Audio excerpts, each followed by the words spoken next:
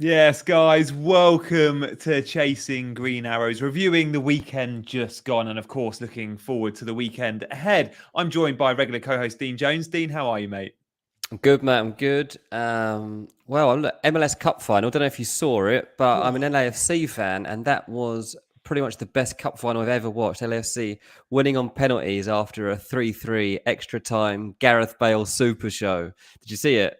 I saw the goal that made it 3-3 because it was The going Bale goal. viral on social, Yeah, and I yeah, yeah. saw, of course, Chiellini with the trophy and his kids and his wife on the pitch, and that made my heart very warm and gooey. So I It's was, I so was funny, pleased to see like, that. Chiellini and Bale join LAFC. Neither of them plays in the final, and Bale comes on for like 20 minutes, whatever it was, and scores the winner. But keep an eye on him. We got World Cup fantasy coming up, everyone. And Gareth Bale, while look, he's not in great form at all. He hasn't been playing well even in MLS. But he does come up trumps, and it's going to be interesting once we get beyond this week to start focusing on the World Cup, and like we'll be running you all into that tournament because World Cup fantasy is going to be a thing, and the World Cup Yeah. is going to be massive. It starts on the 20th, right? It's the 7th today of November. The World Cup starts in 13 days, and nobody's talking about it. Like a few squads are being released. Like the Brazil announced their squad today. Yeah. Martinelli's just about made the cut. Firmino didn't. I saw That's that. that's a bit of controversy. Arsenal fans were hoping that Martinelli wouldn't make it, so be rested for the second half of the season. But that is coming for everyone. So yeah, I had a good weekend, mate. I can't believe it's 13 days away. And England-Wales on the 29th is going to be a big game. That's the third game of the group. So you never know that there could be a lot hanging in the balance then for that third game. It might be a formality for England. It's, are we going to finish first or second? But for Wales, that could be a, we need to win to qualify game. So it's going to be big. Really could be. Yeah, it could be. It'd be a big game anyway because it's obviously a grudge match. But there's loads of good fixtures, and I'm doing a load of World Cup guide stuff at the moment. I've got a load of stuff to record at the back end of this week on the World Cup. So yeah, it's going to be exciting. But we've got one more week of FPL to go before we get to that. We have, and this will be the time where we have to just consider 1 week punt, guys. 1 week punts. So we're going to be talking about lots of them coming up in the show. I've got an eye test report, and I'll be focusing on some of those players I think is worth maybe taking a risk for 1 week. But it's brilliant we get this unlimited transfers chip. I'm looking forward to that. But at the same time, I'm slightly panicking about how I'm going to set up for game week 16. So I'll give you my thoughts later in the show on Does that. And the does that transfer chip news. have to be used straight away? Yeah, I think so. I think I think everyone's team just gets given unlimited transfers. So it's not actually like a wild card where you have to press activate. Right. So you just get to make unlimited transfers instead of being 4-point hits. There won't be any. Okay, got you. And prices also, guys, will be frozen. So, we worry a lot during wild cards going, oh, do we need to buy them early because their price might rise throughout the week? I don't know the date, but I think it's the last day of football this weekend. The prices will then be frozen for like the best part of the month, which is decent. That is decent. That's good to hear. Yeah. How did you get on your transfers, Dean? Because there was obviously a lot of chat this weekend around the leaks and Man City team news. We heard from a reliable source that City were going without Foden and Haaland. Loads of managers went to thank CH for that. We're going to change their teams and then couldn't because the servers were down. My advice to anyone this coming game week, from someone that was stung by the servers being down the week before, is don't leave it late. We cannot bank on that. So I'll be making my transfers early this week for sure. Yeah, fair enough. Good news, right? Mohammed. That is, by the way, Brazil play Cameroon. That'll be good. Oh, nice. Look, I didn't change. I obviously saw all the stuff and knew like everyone else that Holland was very unlikely to be starting that game. But after what I said a couple of weeks ago, I took my own advice and was like, do you know what? I've refused to believe he won't at least be on the bench because he seems fit from what Pep's been saying. He seems like he's probably available. And so I left it because I thought, well, there's a very good chance that Fulham can give them... Look, Fulham have been competitive in all but one game this season. And I was like, well, give them a decent game. It's just, and they'll probably need to kick on in the second half. If they do that, it'll mean that Haaland's got to come on. Obviously, didn't see it coming about in the circumstances it did, but... got a 10 captaincy out of Haaland. It wasn't great, but it was much of a muchness. Probably more annoyed that Cancelo gets a -2, to be honest. Yeah. And some, I sort of thought it was quite funny. Some switched their armband to Cancelo because it was like, oh, I need a Man City starter. And obviously -2 goes to -4. Not too pretty. I mean, look, you had Salah. Haaland. I had You had Salah in my Salah. team, but not as captain. I Okay. actually bought in Alvarez and Kevin De Bruyne for Foden and Haaland. So I moved the 2 City assets out that were benched for 2 City starters, knowing that by going Alvarez, there was a very good chance I would want to sell him for game week 16 and make him go back to Haaland, and wouldn't have the money to do that. So we need a hit. But I just looked at it and went, I'm getting Alvarez for probably 60 minutes, worst case scenario, against Fulham. And I just thought, this is potential hat trick. And when he scored early, if Cancelo hadn't got sent off, that could have been a monster score for Alvarez and Kevin De Bruyne. But yeah, the red card changed the game. That's true. But yeah, I imagine you and everybody else that sold Haaland is going to want him back in for Brentford at home. Yeah. That seems like a no-brainer, doesn't it? Going into the break, like wanting that win, keep up with Arsenal, might even be able to catch him on the last day and go top of the league if Arsenal were to slip up. So I think we could be in for a haul and in that last week. Yeah, we could. I'll show you guys later what my plans are to get Haaland back in, but it's going to require surgery, and I'm all for it, and I knew the risks. I got someone in the chat, Quabs. Captain Cancelo went down from 750 to 1.08. Is my season over? It's never over, mate. I've seen people this week get like 80, 90 points, and they went from 1 million overall ranked to like 150k. You just need one good week, and you'll definitely get there. You really do. If you're up in the 80s or so, then you make a massive jump. If you're hanging around the 50, 60 mark, you pretty much stick. You might drop a little. If you drop a little bit off, then you are falling quite a long way. Like, see, the average was 53 this week, which is pretty low average, really. Yeah. But if you were to even, I bet, come like 48 points or 47 points, I bet you still suffered quite a drop in your mini leagues and stuff, especially. So, yeah, it's mad. Yeah, it is. It's all so tight. Guys, we're going to move on to some eye test report. Let's talk about some players that perhaps have been going a little bit under the radar. So check out my eye test report.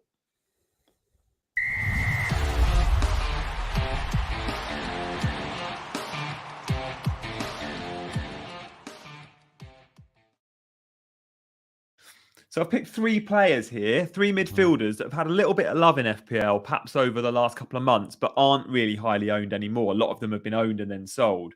And now all 3 of them they've all come off good scores, but they're all going into game week 16 with what I think is a good fixture, right? So it's all about punting now. 1 week punts if you've got the transfers. So first up, Brighton versus Aston Villa on Sunday, the 13th of November. I think that's a really nice fixture for Brighton. Despite the new manager bounce Villa have had, I expect goals every time Brighton play. And De Zerbi's got very attacking, attractive-looking football. Now, his number one attacker for me is a midfielder often playing up front, and that's Trossard. He's 7 million, and he's super, super consistent. His last 3 scores have been 7-7-5, but he's had a 20-pointer this season. He's had a 12-pointer. He's Brighton's best player. And I just think, sure, loads of us sold him. I sold him for Foden 3 weeks ago. Shocking result that's been.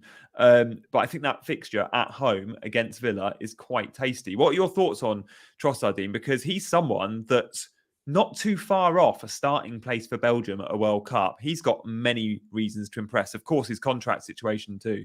Yeah, exactly. Like, this could be a guy. This might be his last game for Brighton for all we know. Like, there's a decent chance that somebody come. Well, I guess he'll have the Boxing Day stuff, but in January, it wouldn't surprise me at all if somebody made an offer for Trossard, whether it's Chelsea or someone else.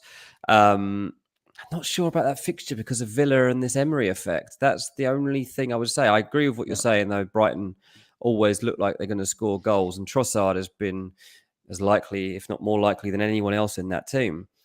But that Villa result was pretty significant, and there is a bounce back, isn't there? And Emery's he's a special manager. Like, I think they've gone for a really good manager there. You consider, like, they could have gone down, I don't know, the Sean Dyche route or something like that. But you've got a coach here that is as good as pretty much anyone. You know, take Pep out of the equation, maybe Klopp. Anyone else, I'd say, like, he's as good as a coach as any of them. So Villa have put themselves in a good situation there. So totally understand what you're saying on Trossard. And to be fair, Villa, if you were to say they're susceptible, it probably is still going to be at the back, because no matter how good Emery is, he can't fix them in a week. And that back line isn't that good. And that new manager bounce, I often am either sold by or put off by an FPL. But I like it for home fixtures like Villa. I thought at Villa Park against United, but going on the road to Brighton, look, sure, I don't know the result of that game, but I do think there'll be goals probably from both teams. So quite like that. Thank you, CH. Yeah, do hit the like button, guys, if you like this chat, because we dropped the eye test report last week. If you want it to continue, we're going to need some likes. Zaha next up. Again, it's a midfielder that loads sold. And we spoke about Zaha on Friday's stream with Dean Ashton. If you've not seen that stream, we had a former England player with us on Friday night. Go watch it back because it's pretty timeless. And we all spoke about Zaha saying it's a lot of money for a Crystal Palace player. But we also said we don't want him playing out wide and we need him through the middle as the number 9. And that because Edouard's playing so well, Zaha is playing wide. Well, it was pretty much a 4-4-2 from Palace with Zaha and Elise down the middle. And he had, I think, Eze narrow left and he had wide right Jordan Ayew. Zaha was the most advanced player on the pitch and he was central. And when he's central and advanced, you always back yourself. And he got 12 points. They've got Nottingham Forest next. Now, Forest, I don't mind backing for their attacking players at home a little bit. Palace are going to score goals at Forest. I'm sure of it. Even though they're not great on the road, I quite like that fixture team. What do you reckon? Yeah, I do like it. I do agree. I'm still not going to pick him myself because I'm stubborn and I'm not going to do it. This is probably the only time you can take a punt on Zaha because you don't know when he's going to produce. If you're a believer of his, then you basically got to stick with him all season. Like Mark says here, I've been on Zaha since game week 1, but after this week, out he goes. And that's kind of it. Once you've got him, you kind of usually need to stick with him because you don't know when he's going to hit. This week, as you say, it doesn't matter because it's a 1 week here. It's not in Forest away, and then you get unlimited transfers on the back of it. So it doesn't matter. So yeah, if you're not as stubborn as me, it is a good pick. Guys in the chat, let us know who's sort of passed your eye test. I've seen mentions of Watkins and Kulusevski. Let us know in the chat. Give me your names of who look really good. Leeds attackers. We'll talk a little bit more about Leeds attackers with Dean later. But the likes of Somerville look really sharp. But my third and final name is James Maddison. And I don't think he's going to make the England squad. I want your thoughts on that, Dean. And I think it's a bit of a travesty that he won't because he does have the X factor. He does offer something that England perhaps don't have. I'm not suggesting for 1 minute he should be part of Gareth's 11, but I feel like squads should have differences. They should have players that complement others, but they should have players that give the X factor and perhaps give something completely different to the rest of the squad. And Maddison does that, and he's playing out of his skin. Arguably, Maddison is playing at his very peak. We haven't seen him play this well, I don't think, consistently for a long time. This season, if you go from game week 1 through to what we've seen now, that stretch of games has been Maddison's best stretch of games over the course of perhaps 3-4 months. Sure, he's done it in fix and starts before, but 2 assists against Everton, cleans up in the bonus. He goes to West Ham. I nearly said Upton Park there. Now, I was really surprised West Ham lost at the London Stadium to Crystal Palace, but they conceded 2, and I think Leicester will score goals there too. So whilst I usually back West Ham defence, I still think Maddison will be in and amongst the points. But Dean, he's been super impressive. 1, will he get in the England squad? And 2, just how good has he been? Yeah, like you. I mean, he might be one that's on the backup list, I think, for the England squad. Not sure there's going to be room for him. Yeah. England have got a lot of attacking options, and Southgate is a defensive manager. So it's don't really see how he fits into what Southgate's planning at this stage. But you're right, he's been good in a team that haven't been good for most of the season too. That's what's most impressive about it. He's been able to self-motivate. Him and Tielemans have been able to turn the corner themselves and also turn the corner for this team. And it's been really helpful for Brendan Rodgers and it's kept him in a job. He's one of the most informed players for me in the Premier League in terms of consistency across this season so far. Yeah. What's interesting from an FPL point of view is, does he stay at Leicester? I think there will be offers for him coming in the new year, whether that's Jan or the summer when he leaves. I'm not sure yet, but Newcastle? I think Newcastle will knock on the door. I think Tottenham will knock on the door. And Leicester, I think, are gonna be tested, and so will James Maddison's loyalty.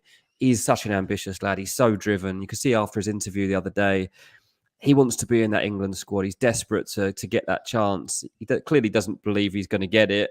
I think he doesn't even want to talk about it too much because he doesn't want to let himself down. But this is a player that could pretty much play for any team, I reckon, in the Premier League. Yeah. The chat are completely with us. FPL focuses Madison should be in my FPL squad. Never mind England. Love that. Mohammed says if he played for one of the big six teams, he'd go to Qatar. Maybe you're right. We saw this with Grealish at Villa. He wasn't picked. As soon as he went to Man City, he was in. Oxlane, I'm not so sure about that. I don't think he could play the right wing back role. Especially when you consider, guys, Gareth Southgate wing-back roles are pretty much just full-backs. This isn't watching Thomas Tuchel or Antonio Conte wing-backs or Graham Potter wing-backs. Gareth Southgate's pretty much a back five, not a back three. They don't cross the halfway line that much. FPL Rob says Maddison should not be in the England squad. He should rest up and be ready for the second half of the season. FPL Rob, I guarantee it, is a Leicester fan. As soon as you ended that sentence, you figured it out. Yeah, exactly that. So yeah, there we go. Look, a few other punts in the chat when I said about who should be in your eye test report from the weekend just gone. I thought Darwin looked really good, and I can see a couple of comments about Darwin in the chat. I did see someone comment on Twitter that Darwin looks like a horse that's been released in a house. And I was like, yeah, I kind of get that. He looks like the horse is bolted. He is a chaos footballer. Honestly, like I'm standing by what I've said all along. The guy is not a Liverpool footballer, any of the stretch of imagination. His touch is rubbish. He runs down dead alleys. He's all over the shop, but he's chaos. And from an FPL point of view, it's a lovely player to have because you don't really care how he plays. You just want him to get assists and goals, and somehow or other, he'll get his numbers up by the end of the season. He reminds me, which it's weird because he doesn't play. The similarities to Inzaghi. Pippo Inzaghi used to run around a lot, and he was a bit of a madman. He had the weakest touch probably in the whole of Serie A, let alone like the Italy team or the Milan team. To the point where he'd go training with Italy and all the other players would just laugh at him and go, how are you a professional footballer? But he had a really good eye for goal, despite being offside 20 times a game and missing 7 big chances a game. But a bit like Darwin, he's got that sort of that raw madman, just gallop around style, but will score a few goals from very strange positions. Yeah, what it's allowing, obviously, is, Salah. I can't believe that Klopp hasn't played Salah centrally more often and given him opportunities in the middle. Like, it just seemed like such an obvious thing to do for so long. And as soon as he's getting chances in and around that area, the Man City game, the last game, like he's ruthless. He really is ruthless and clinical. And that's what you want. So Nunez as a left-sided forward in the Premier League, I don't think is a great fit, but if it means that Salah can thrive in the team, then it's going to help him. Yeah, exactly that. A few other mentions. Haley says Kulu. Colm said Perisic. Yeah, both those are good options. I think Kulusevski will start against Leeds, and I do see goals in that fixture, Spurs versus Leeds. And some good options there, guys. I think we're probably spoiled for choice. I would love a free hit this week. I think you can have loads of fun with it. Velin says Inzaghi was born offside. It's so true. There we go. Guys, we're going to move on now. We've had my eye test report. So next up, Dean's going to be chatting through his notebook.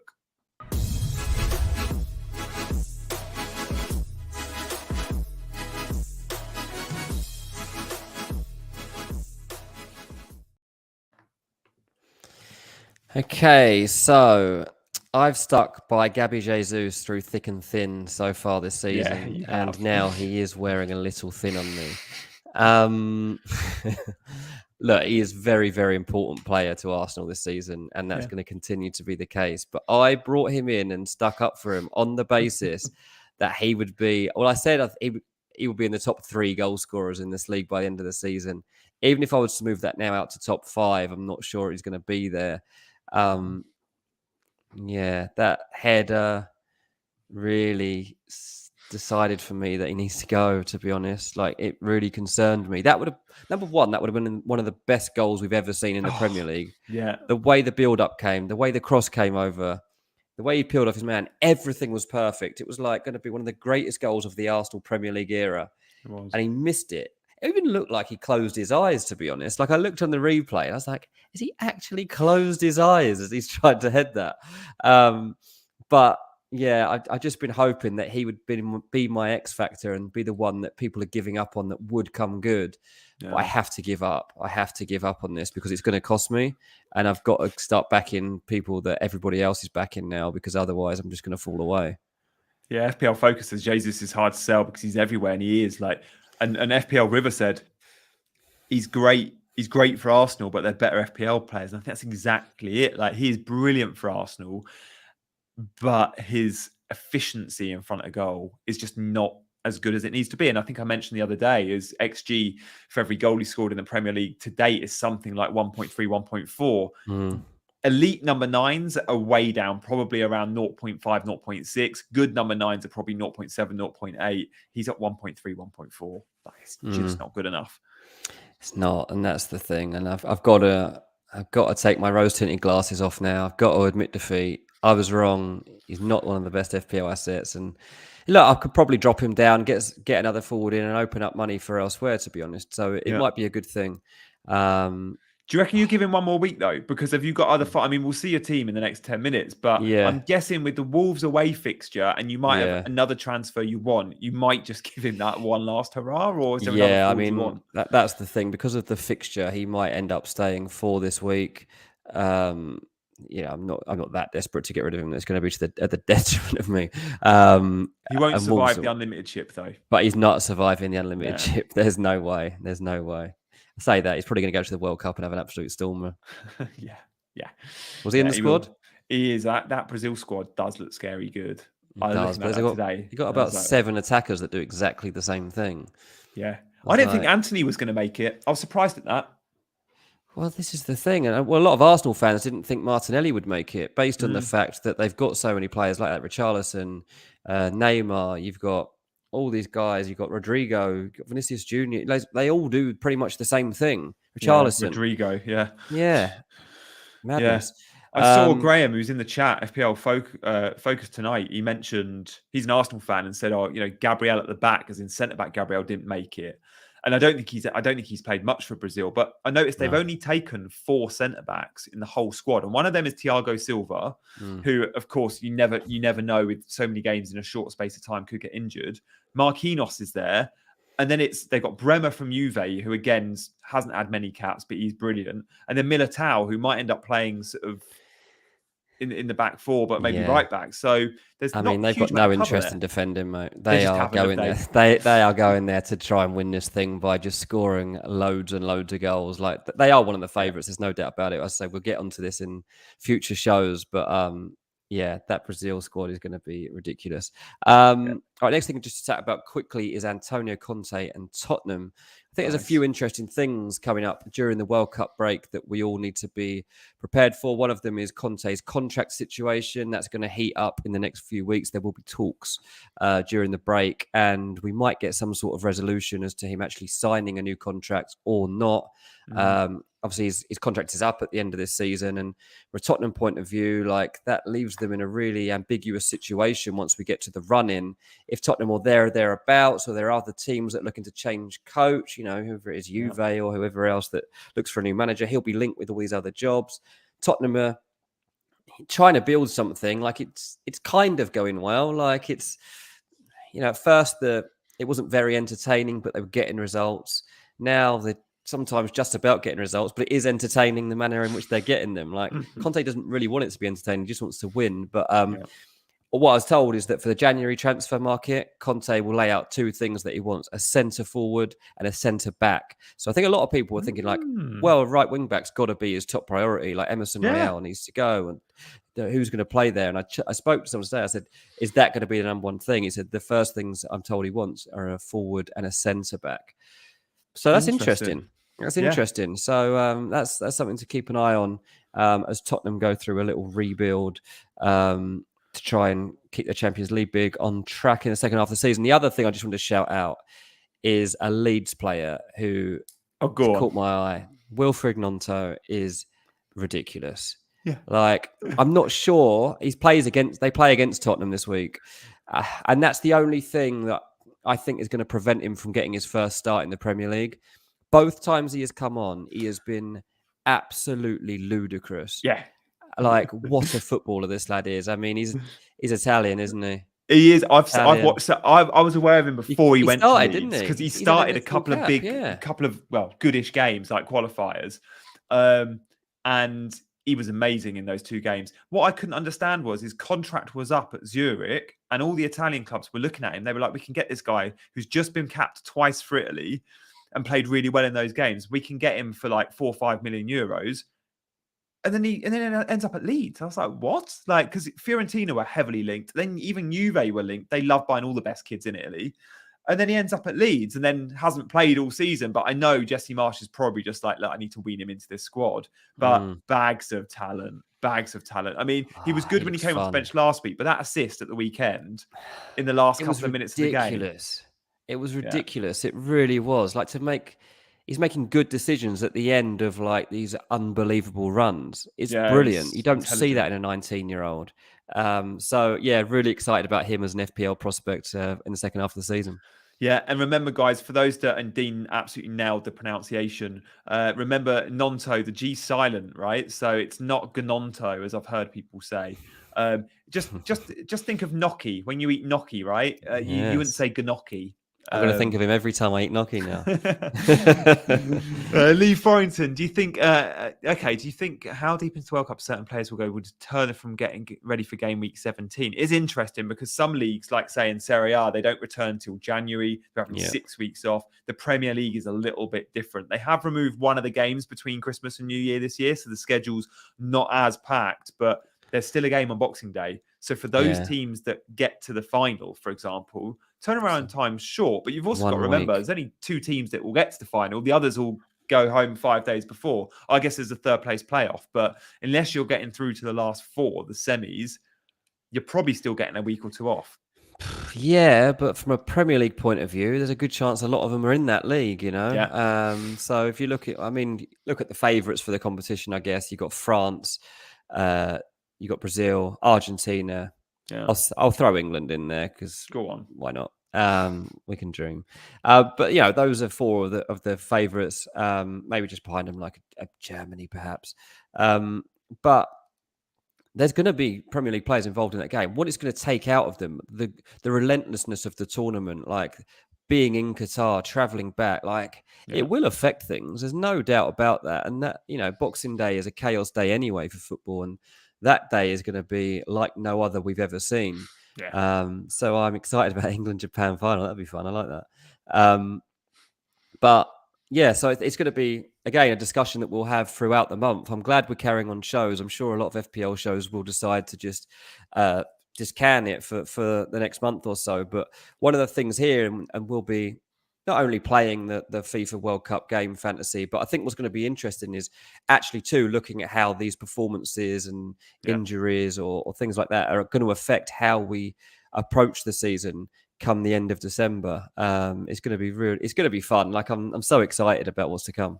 Yeah, I'm super excited. And guys, as Dean said, we will be continuing the streams, and we'll make sure they're live for you guys as well. For those that want to play the FIFA fantasy game, which is out. I haven't created my team, but I did see, I think it was on Friday, the game came out.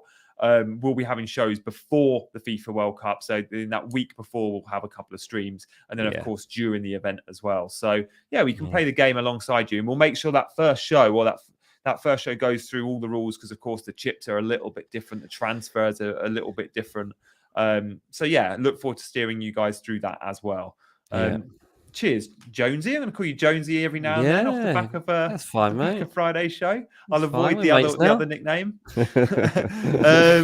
So cool. We've had the eye test, we've had the notebook, but look, many are desperate to know how we got on and also what our plans are for this coming weekend, which seems like a really big one. It feels like the sort of end of season already, doesn't it, with this mini season that we've had. So let's have a look at Pimp My Team.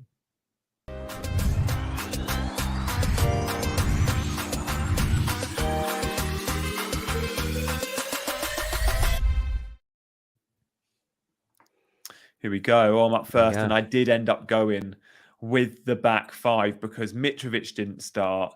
Nico Williams came in instead of Leon Bailey, instead of Andreas, instead of Danny Ward. With the 1-pointer, Nico Williams. Look at that bench. Jeez. It was. I'm fed every time Bailey scores, which doesn't happen a huge amount, but he's only ever on my bench, and I've got to start putting him first sub. And it was naive. I think, with knowing there was the new manager bounce with Emery, and it was a game at Villa Park, I should have gone Bailey sub number 1. But I went Nico Williams because I just thought, I don't know if Bailey's even going to start, and he'll definitely come off the bench. And what if he gets 10 minutes?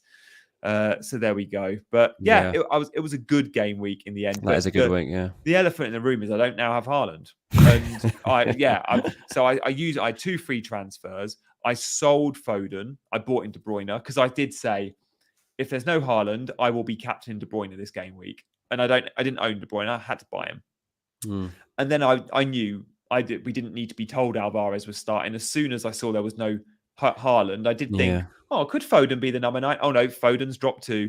I had to buy Alvarez. So I was delighted. They went 1-0 up. Alvarez got the goal. And I thought, here we go. It's going to go big here. This is worth it because I'm going to get a hat-trick from Alvarez. I know Haaland's going to come on at 60, but that's fine. And then, of course, the red card changed the game. So I'm now stuck with Alvarez, who I don't want for game week 16. And of course, I can't make the switch because I've got no money in the bank. Got about $1 million in the bank to go Alvarez to Haaland. I only have 1 free transfer. So I will be taking a hit. So Alvarez is going to come out for Haaland.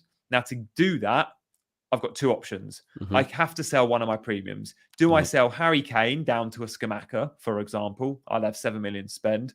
Do I sell Salah to a Maddison, for example? Or do I sell De Bruyne to another Man City mid like a Bernardo Silva? Now, I was all set to go Harry Kane. So it was Kane to Haaland and then Alvarez to a 7 million forward until I saw that Spurs second half yesterday.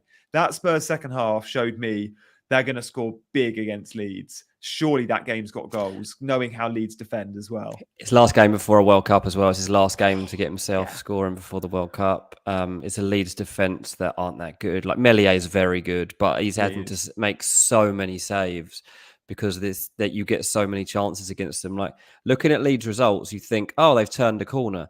They haven't really, because both games they could easily have lost. Fair play to them for getting those. Yeah, like fair play to them. I'm not taking anything away, but like, yeah, there's papering over some cracks in that team, particularly in defence. And I think potentially Kane, he's due goals. Like, I'm certainly sticking with him. Be brave not to. I can't sell him now. Not after that. Salah's got Southampton at home. I can't sell him either, can I? Not really. I mean, they've obviously got rid of Hasenhüttl and they've brought in Nathan Jones from Luton. I think that's gone through now. I know it was due to. Yeah, I saw that was. Yeah. Now, look, this is a strange one. Like, I'm surprised this is where they've gone. I heard about it last week that he was going to be the leading candidate. They've had a lot of time to try and figure out if Nathan Jones is the right kind of profile because Hasenhüttl's been a dead man walking since the first game of the season. Like Southampton was supposed to sack him in the summer and they decided to hold on. They got rid of his backroom team, kept on with him. Southampton continued to be rubbish, but somehow he fought to, kept their fighting another day. And, well, it's probably to their detriment in the end. But what it has done is given them a clear identity of what they want. And they've gone straight out and they've got Nathan Jones, who is the manager of Luton Town. Now, what he's done at Luton Town is he's built a team based on unity. There are no stars in that team. He's got no time for ego. He said when he went in there that players were spending too much time on a table tennis table, so he burned it, set it on fire. Now, whether he actually did that or not, I'm not sure, but that's his approach to things. I mean, if he's looking for problems at Southampton, there's going to be fires all over the place at that training ground because they've got a lot of problems to sort out, and I'm not sure it's just on the table tennis table. So that's the only thing that I would throw into the equation. Like, is there a bounce back? But this is Nathan Jones. This is not Unai Emery. And it's at Anfield. It's at Anfield. It's the last game before the World Cup. Liverpool need a big result. It's Mo Salah against Southampton. Who's playing central. You cannot get rid of him. There's no way.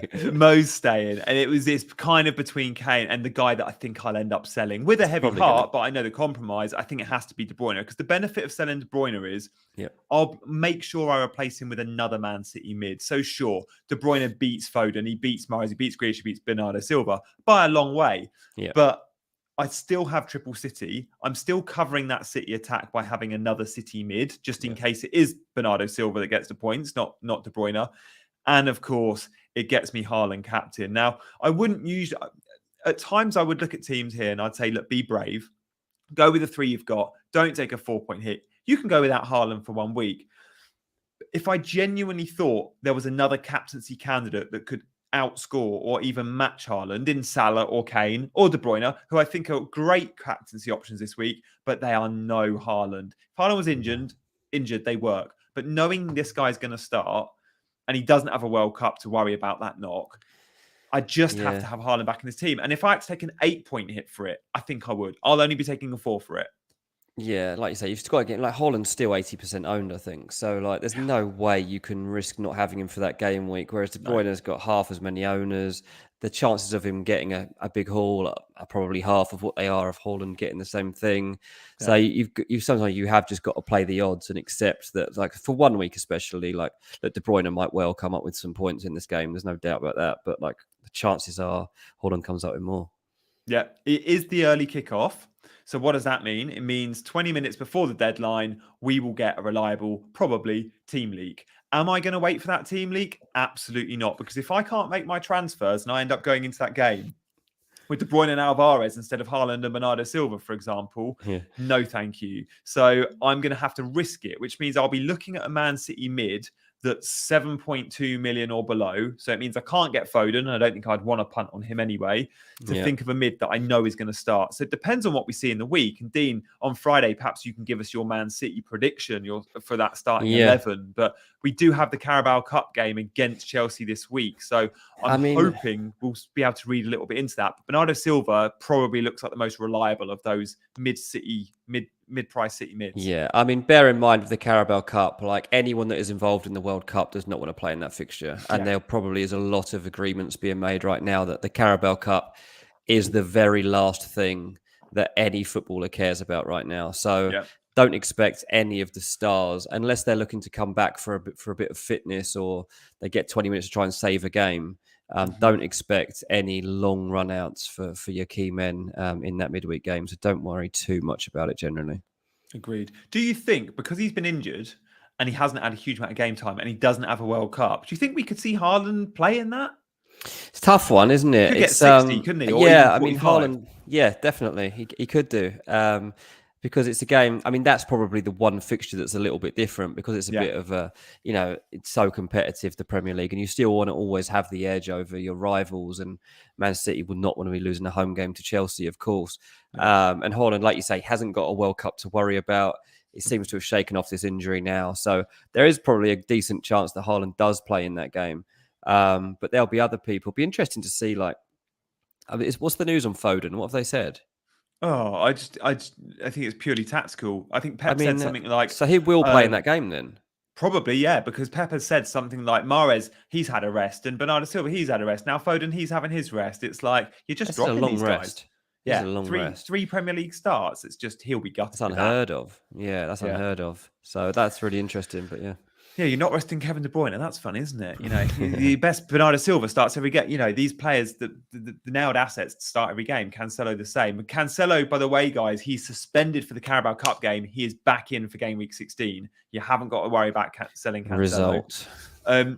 Time's got the better of us a little bit, Dean. I forgot we've got the bonus points roundup to come. So rattle through your teams and then we'll go on to bonus. Yeah, there's not too much to say. What did you do in the end? What were your transfers? Well, I changed goalie, didn't I? Because Kepa, so I bought in Pickford and he didn't do what I wanted. So I'll stick with him this week and we'll see what happens. But yeah, there's not much to get excited about in this team, really. Already talked about Jesus. Was saved by my midfield, really. Almiron, Maddison, Trippier obviously did well for me too. But yeah, big letdowns across the board, really. And Jesus, Perisic and Trent again. So I'll have to see when we come back from the World Cup what I do with people like that. But for this week, yeah, it'll be interesting. I haven't really thought too far ahead yet as to what I'm going to do with this team for next week. But I'll probably be fine. Not too worried. I don't know how you only got 1 point from Perisic. He hit the woodwork twice. He played up front for most of the game. I was like, I saw the team came in. I was like, Perisic is up front. Like, of course he is up front. But yeah, disappointing. But we go again. They got Leeds next. Hopefully he turns up for that one. Yeah, and in terms of ranks, guys, I saw a couple of comments. You're keen to know our ranks. Look, that we're both having all right seasons. Dean's at around 700-800k, but a one good week, and he's close to me at 150k or wherever I am, 200. Yeah, you're flying at the moment. Yeah, I've had a couple of good greens. I was around 500k for a long time, and then I've just dipped. What was that from CH? Pep said a few weeks back that Foden needs to be smarter. I think it's a punishment of sorts, possibly. And then in the Champions League, which was a dead rubber for City last week, it was Wednesday night. He played Foden in that kind of number 8 role, which we haven't seen him play properly for a couple of years, but that was always seen as his position. That's true. Yeah. So he's not playing him in that front 3, especially on that right-hand side. We've seen him play Bernardo Silva. We've seen him play Mahrez.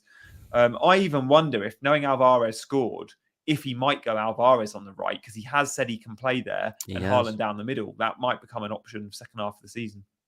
Yeah, if it does, definitely. 6 million Alvarez playing off the right with Haaland to feed, he'll be in everyone's team. He's going to the World Cup as well, I think. I think he's made the Argentina squad. Has he made it? I think so. Yeah. That Argentina squad is going to be very good as well. It really is. Yeah.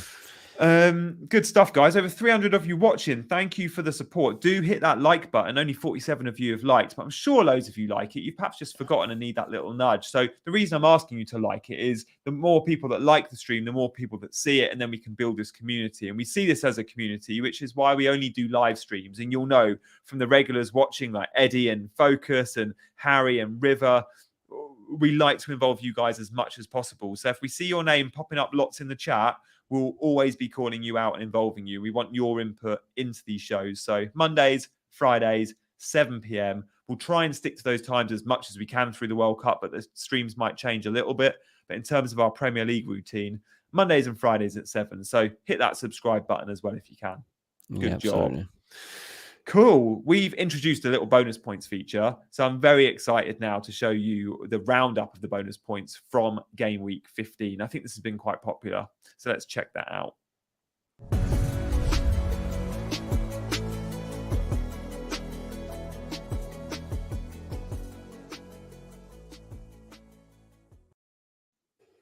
Here we go.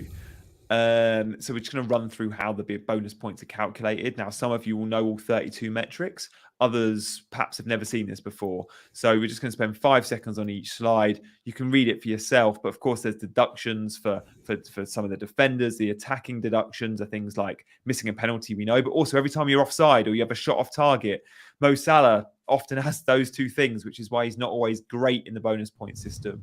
For those watching on demand or catch up, you can pause this and look at it in more detail. But, you know, you get points for pass completion and successful dribbles and key passes. Kevin De Bruyne is amazing at all those things. Of course, saving a penalty, and for goalkeepers, even taking a punch or a cross, you get points. And then obviously defensive deductions, things like errors leading to goals and even errors leading to shots work against you. So it's a really complex system. I think it's fair if you understand it. There's 32 metrics. It's way better than someone just saying he was man of the match or player of the match, which is what I think it used to be. It's the kind of whole man in the stand approach. Well, this is way better. So let's have a look. Who got the bonus points from the weekend just gone? And are there any surprises in there? When you see like that Leeds-Bournemouth game, you'll see 2 players on 3 points. That's because they locked out at the same. So then no one got 2 and Greenwood got the 1. But interesting, the Man City game, Alvarez came off after 60 minutes, didn't do much, but he scored a goal. And if you're a forward and you score a goal, you get huge BPS for it because that's your job. I think you get 24 in the BPS. So Alvarez got the 3. De Bruyne, he got the assist for the penalties. That worked well. What's your take from that game, Dean? I'd like to see what it was like on like the 2 minutes before the penalty, because obviously De Bruyne's Haaland won was the on pen. 2. Was he? Yeah. I think he was on. No, he couldn't have because he scored the pen. I don't know. It wasn't. De Bruyne wasn't amongst it. Yeah. No, it doesn't surprise me. Do you know what? I like a lot of people are like, oh, it's such a soft penalty. I thought De Bruyne did really well to win that pen, to be honest. The way he gets his ball, gets his body around it and his foot over the ball, forces Robinson to trip him, to be honest. Like, yeah, it's obviously harsh to take as a Fulham fan, but these things happen. Yeah, fair enough. Like, you know that De Bruyne is always going to come good, so that's why you're still going to be scared about pushing that transfer button. Yeah, Mohammed asked about Somerville in the Leeds game. He did start. He actually got a 3 bonus the week before as well, and of course he scored the winning goal. That always does the winning goals helps. Yeah, does it have more points? I didn't it does. I think you get like a +2 or +3 if it's the winning goal. So again, you'll see a couple of examples Elise of that and stuff. Yeah, even Tielemans in that Leicester-Everton game, because it was the first goal, that was the winning goal. Well, so do you get extra points for scoring a screamer? Because he deserved extra points for that.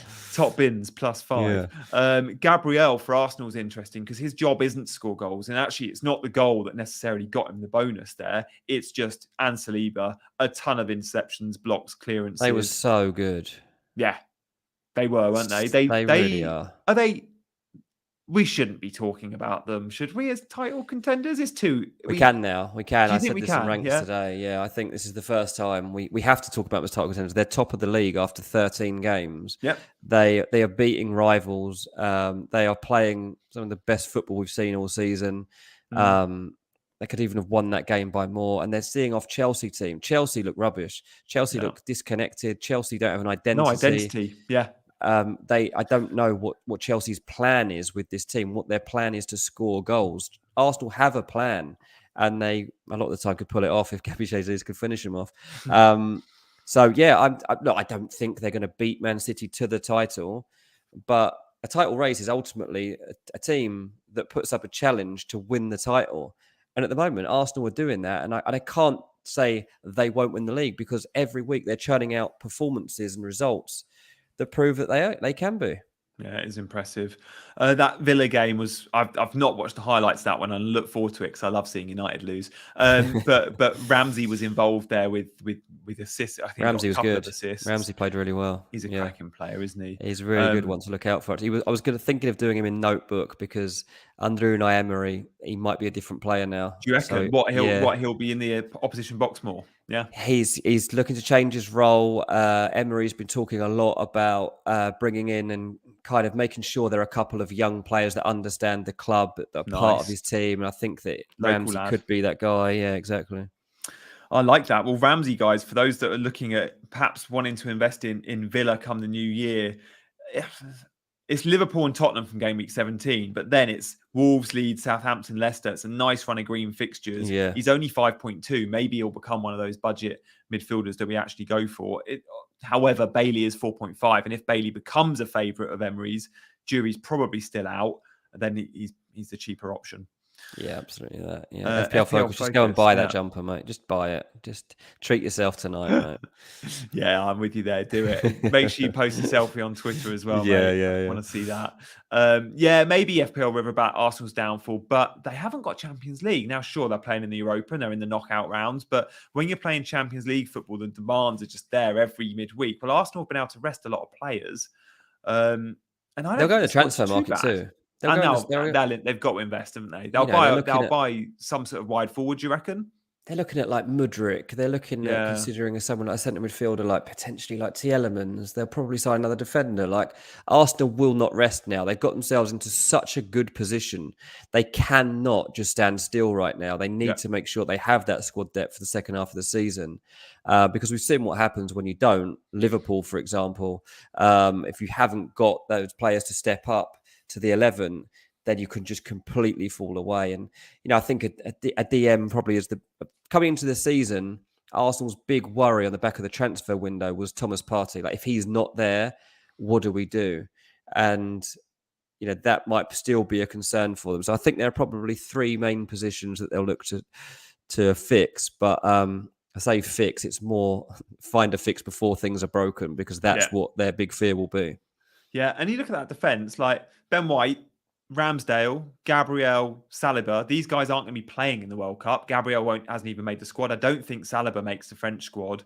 Milinkovic-Savic would be an amazing signing, but he could play for I think it'd be a few teams. Football.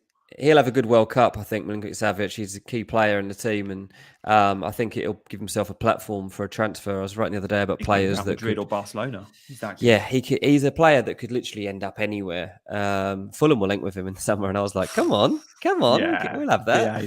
Yeah. I love the fact that people still saying, I just said it, he could play for Real Madrid or Barcelona, forgetting that playing for Barcelona now isn't really, Alonso just gone to Barcelona. Alonso played centre-back for Barcelona in their last Champions League game, and he still scored in the first 5 minutes from open play.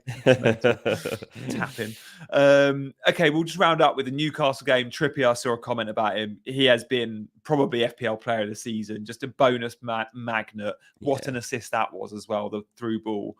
In the Palace game, Elise scored the winner. That bumped him up ahead of Zaha, who did get the assist.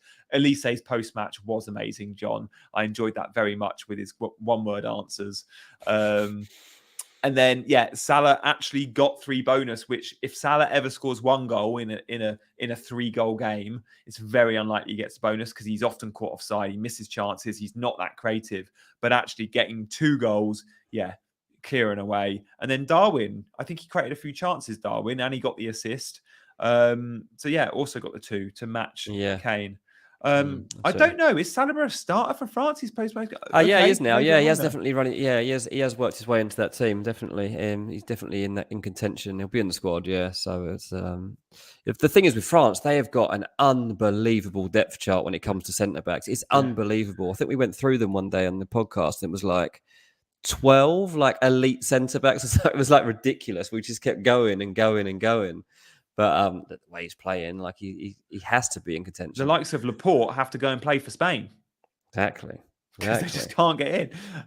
I guess Zuma doesn't get in the French squad anymore unless he's playing out, I don't think. But there's Varane will still be a starter, won't he?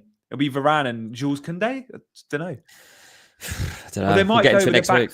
Yeah, they might go with the back 3 and wing backs, I think, because they want to get Lucas Hernandez into the team, who is the world's best wing back. Yeah, well, Deschamps got a few, who knows with Didier Deschamps? He's got prove himself yet again for about the 4th time. He's just a weirdo. Weirdo manager. Weirdo choices. Let's move on, guys. Thank you for that. I hope you enjoyed the bonus point section. Let us know in the chat if you want us to continue doing these on Monday nights. But guys, there's still like 7-8 minutes, so we want to answer some of your questions. So get a couple of questions in, and we'll do some quick fire questions. We'll start with Eddie. We'll take these alternating. We'll start with Dean answering Eddie's question. Yeah, don't know on Mitro is the answer. It's a really tough one. The fact he literally didn't play concerns me a bit, especially the World Cup on the horizon. It's Man United at home, so even if things go well, like what are we really expecting from him? Like, don't get me wrong, I think Fulham could produce a result in this game, but I probably would transfer him out for this one. Would you? I own him. I'm going to push you on that, Dean, because we know this is the knock from international duty. Was it a case of saying, I've got 1 game in me before the World Cup, so I'm so important for Serbia, and the City game, we know we're going to lose at the Etihad. Give me a week off, save me for that game against United. This is what I'm wondering. Look, I've watched him obviously like all season, and since he got that knock, like he hasn't been fit. Like the games he's played, he hasn't been fully fit at all. And you worry every time he gets a knock because you're like, I hope that's not a knock on his injury. And it's clear he wasn't playing like at his full pace. But I wondered that too. But the teams really think, well, we won't win this, so I won't play you. I'm not sure that actually exists in football. But what I am going to do, I'll check this out during midweek so I can have a better answer on Friday. Nice. I'll try to have a more conclusive answer on him. Yeah, that'd be amazing. Going to that game too, obviously. Are you? Yeah. Okay. So there's so many FPL managers that will be thinking, I want to get a Wilson or I want to have a punt on someone else. But Mitrovic, is it a priority transfer? Yes or no? I guess that would be the question. Okay. Callum Wilson's an interesting one because we knew he had a little bit of a cold and then he comes off at half time. I think we just wait for the press conference and training photos. I think he'll probably be okay unless it was, I don't know. Has there been reports of what the injury was? I assume it was linked to him not being well in the week. I don't know. But, with Callum Wilson, perhaps he only needs to sneeze and he pulls his hamstring. I do question it. I was gutted for him because Southgate was there watching as well. Yeah, it's a shame. Yeah, he deserves more luck, Callum Wilson, because he's worked so hard this season to become a serious player in this league. But really said he felt run down, and Eddie Howe took no chances. If he felt run down, then there's no way he's not playing by the time this fixture comes around. He did a Dean Ashton and came on a pod, right? He came on a pod went on a pod on Wednesday or Thursday. And on the podcast, he said, I've not been training well this week. I've had the sniffles. And Eddie Howe was not happy with him. He mentioned it. Yeah, he mentioned in his Friday presser something like, if my players are going to come out and say on podcasts that they're not well, then I guess they're not well. And it was like a little bit of a dig. Wow. And then off the back of that, I think maybe there was a lot of FPL managers going, is he going to play? And then there was training photos and he started, but then off at half time. Interesting. That's the sort of stuff Eddie Howe just wouldn't have said. Oh, Callum's not been training that well this week. So he's had the sniffles. Like, you just don't reveal that sort of stuff. But then obviously on his informal pod, he just did it. And it's like, that's fine if you're Dean Ashton and you've been retired 10 years. Not if you're currently playing in the Premier League. Like, I'm sure Newcastle won't be happy with him going on said. Then again, I've said things on this show that have been picked up elsewhere and people have run with it. So you're never safe. Yeah, I saw someone tweeted you the other day. It was like a sports news site saying Dean Jones via Gimme Sport, saying it was about your Havertz story. It was something about Havertz, saying Dean Jones says Havertz is still going to be, Chelsea still believe he's a world-class player or something. And it was quoting you. Yeah. There's so many quotes that go around now on me. I barely go on Twitter, as you know. Like, I just can't, I don't have the mental capacity for it anymore. My brain will explode if I take any more of those tweets in. We'll do a couple more quick hits. FPL Big Head, Foden to Kulu if Foden starts midweek. The thing is with Pep, if a player starts midweek, it doesn't necessarily mean they won't start at the weekend. If Foden starts midweek and plays well, you never know. I personally don't know if Kulu's ready to play 90. Whilst he looked good, I don't know. It's still Spursy. Look, Kane's a guy you can hang your hat on. I don't know if I'd go Foden to Kulu, knowing that fixture Foden has. If he starts. And if he comes on, 30 minutes of Foden, you still back yourself. I know we've not had that. He's been coming on and not getting points, but it's a dangerous sell. I'd much rather sell Foden to a Man City player we think is more likely to start. For example, my 1 week punt this week will probably end up being Bernardo Silva because I think he'll be completely rested in the week and I think he'll get 90 because he usually does.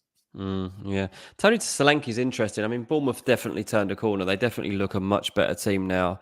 It's helping them not naming a manager or whatever. It's helped them just gather some composure. They haven't had any pressure on them. And they've really been able to come through together as a team. And Solanke, he is becoming more of a goal threat. Look, I don't think he's a player that beyond a 1 week punt I would be urging.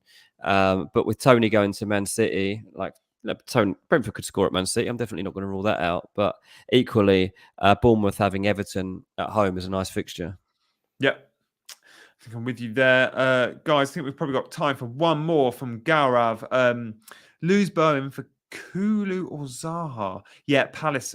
I mean, West Ham were poor against Palace. Would I want to punt on Zaha or Kulu? I think I'd go 90 minutes of Zaha, knowing that he played number 9.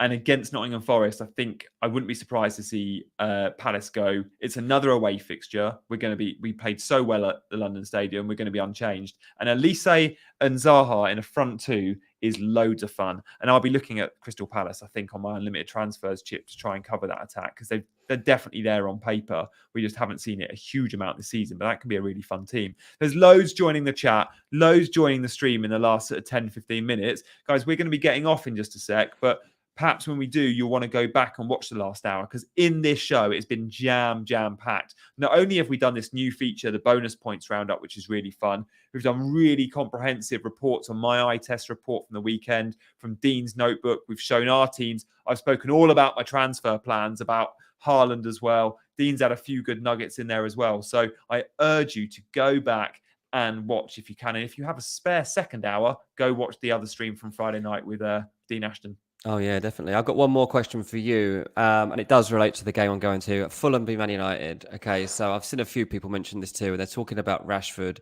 Man United's attack. Yeah.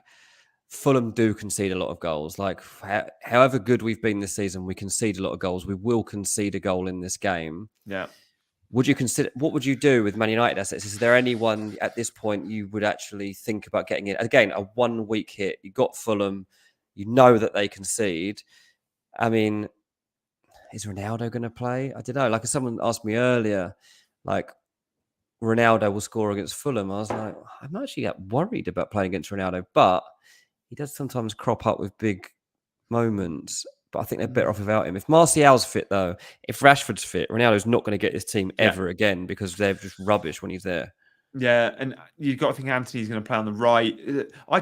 Foden, for me, like, I think Ten Hag's come out and said he's a much better number 9 or off the left. He cannot play on the right. He's the only one I'd be looking at. He is the only one I'd be looking at. I still think I'd rather invest on a team that I can completely back to score 2, 3, 4 goals. And one of those teams is Man City, for example. So Bernardo Silva, despite not having all that attacking flair like Rashford or Mm. goal threat of Rashford, I'm like, he's going to play in a team that's probably going to score 5. And I just think United might end up scoring 1. You know? Yeah, I don't know. Like FPL Martial, if Martial, if he's back, if there was Yeah. if it was a guarantee that Martial was back, like see, they've got a Carabao Cup game, right? So if in that Carabao Cup game Martial gets minutes, Yeah. it is tempting because I think Martial. I would rather Ronaldo plays against Fulham than Martial. I can't believe that this is where we're at, but I'm more scared of Anthony Martial than I am of Cristiano Ronaldo. That is where we have got in Ronaldo's downfall, I'm afraid.